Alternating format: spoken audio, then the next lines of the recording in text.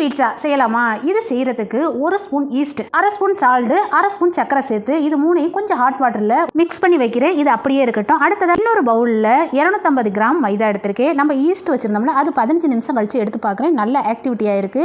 இப்போ இது எல்லாத்தையும் மாவோட கலந்து நல்லா மிக்ஸ் பண்றேன். இப்போ தண்ணி பத்தலைன்னா கொஞ்சமா சேர்த்துட்டு இதுல கொஞ்சமா ஆயில் சேர்த்துட்டு மாவை ரெடி பண்ணி வைக்கிறேன்.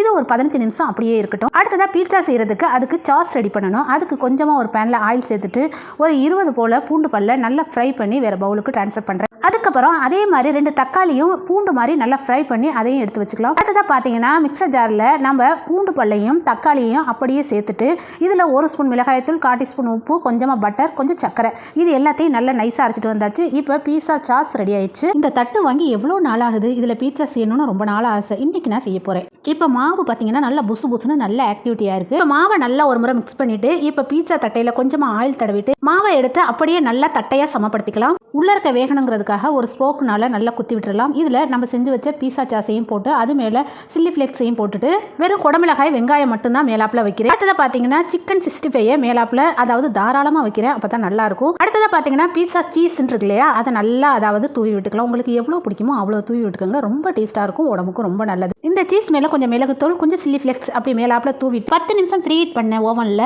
ஒரு 15 நிமிஷம் 20 நிமிஷம் வச்சு எடுத்தால் சூப்பரான பீட்சா ரெடி ஆயிடுச்சு. கண்டிப்பாக நீங்கள் ட்ரை பண்ணி பாருங்கள். இந்த வீடியோ பிடிச்சிச்சுன்னா லைக் பண்ணுங்கள், ஷேர் பண்ணுங்கள். ராணிஸ் கிச்சன் தமிழுக்கு சப்ஸ்கிரைப் பண்ண மறந்துடாதீங்க. Okay bye. அடுத்த வீடியோவில் சந்திப்போம்.